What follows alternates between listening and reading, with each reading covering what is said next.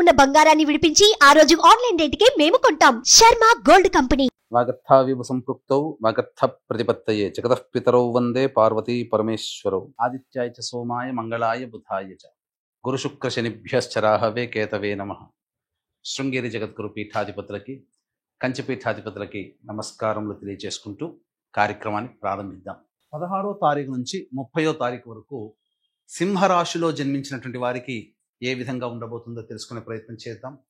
రాశిలోనే కుజ కేతుల యొక్క సంచార ప్రభావం చూసుకున్నట్లయితే అత్యుత్సాహం, అన్ని విధాలుగా చేసేటువంటి ప్రయత్నాల్లో మీకు అన్ని అనుకూలంగా ఉంటాయి. ముఖ్యంగా ఆస్తి సంబంధమైనటువంటి విషయాల్లో మీరే పైచేయి సాధిస్తారు.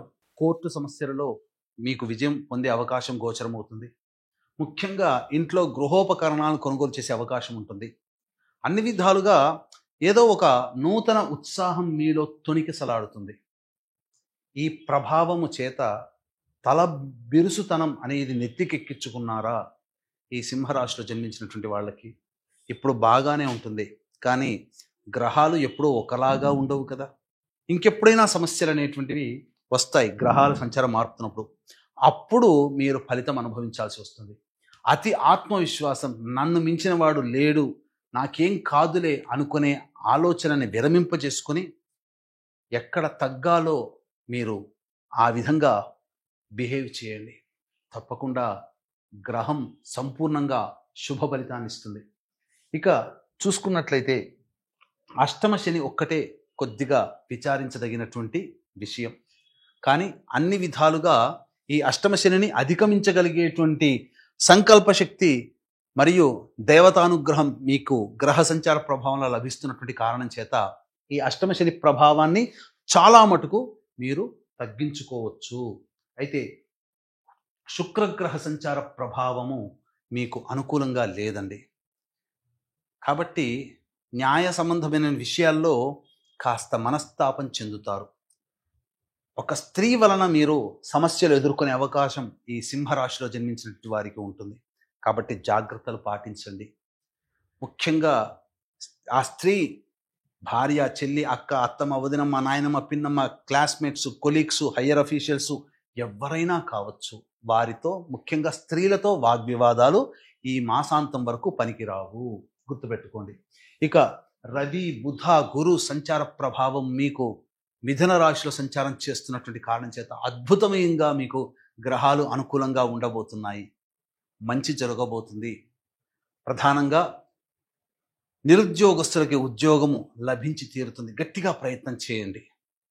అలాగే వృత్తి, ఉద్యోగ, వ్యాపారాల్లో ఉన్నటువంటి వాళ్ళకి వ్యాపార విస్తరణ జరుగుతుంది. నూతన వ్యాపార ప్రారంభానికి మంచి సమయం కాదు, కానీ ఉన్న వ్యాపార విస్తరణ, వృత్తి విస్తరణ, ఉద్యోగంలో ప్రమోషన్స్ కానీ, నూతన ఉద్యోగ బాధ్యతలు కానీ, లేదా కొత్త డిపార్ట్మెంట్లో చేరడం కానీ, అదనపు బాధ్యతలు కానీ మీకు లభిస్తాయి.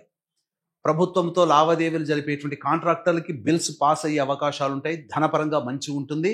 అలాగే కొత్త టెండర్ల ఆహ్వానంలో మీదే పై చేయి సాధించబోతున్నారు అని చెప్పవచ్చు. అన్ని విధాలుగా అనుకూలంగా ఉండబోతుంది.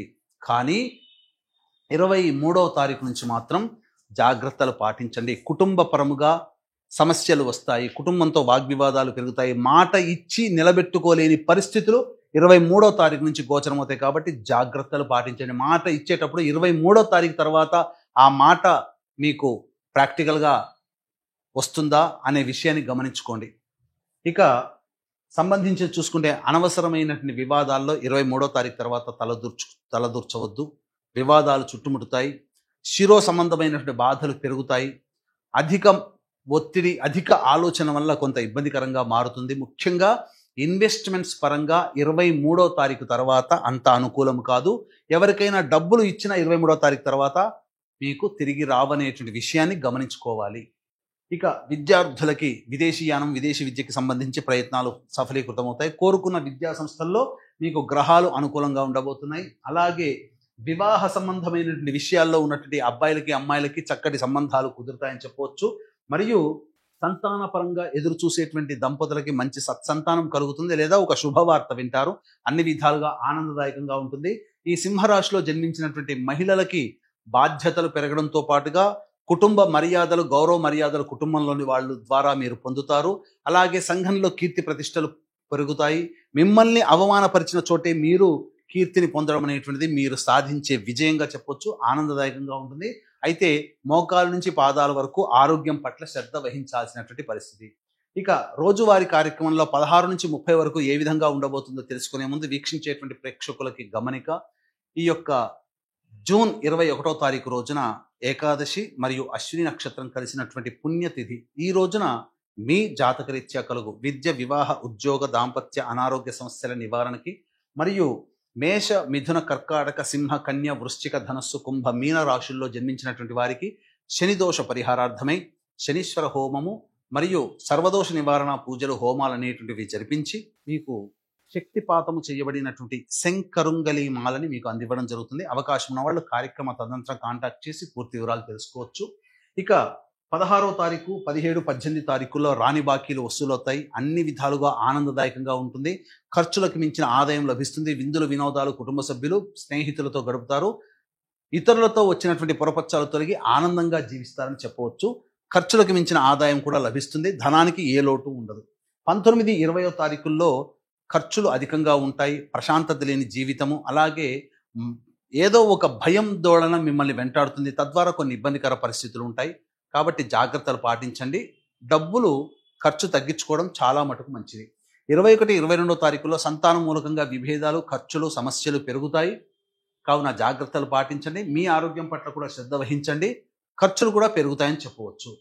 23, 24, 25, 26 ఈ తేదీలలో వృత్తి, ఉద్యోగ, వ్యాపారాల్లో ఊహించని దానికంటే ఎక్కువగా లాభాన్ని పొందుతారు. ప్రోత్సాహకాలు పెరుగుతాయి. అన్ని విధాలుగా ఆనందదాయకంగా ఉంటుంది. ధనార్జన చాలా అధికంగా ఉంటుందని చెప్పవచ్చు. 27, 28, 29 తేదీలలో ఖర్చులు అధికంగా ఉంటాయి. మీరు తలచింది ఒకటైతే జరిగేది ఒకటిగా ఉంటుంది. శిరోబాధలు ఉంటాయి. ఆనందదాయకంగా ఉండదు. ఆటంకాలు ఉంటాయి. సరిగ్గా నిద్ర పట్టకపోవడం, అనవసరమైనటువంటి ప్రయాణాలు సూచన.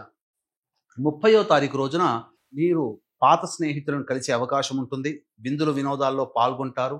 అలాగే పెండింగ్లో ఉన్నటువంటి పనులను పూర్తి చేసుకున్నామనేటువంటి ఒక సంతోషంతో ఎక్కువగా గడుపుతారని చెప్పొచ్చు.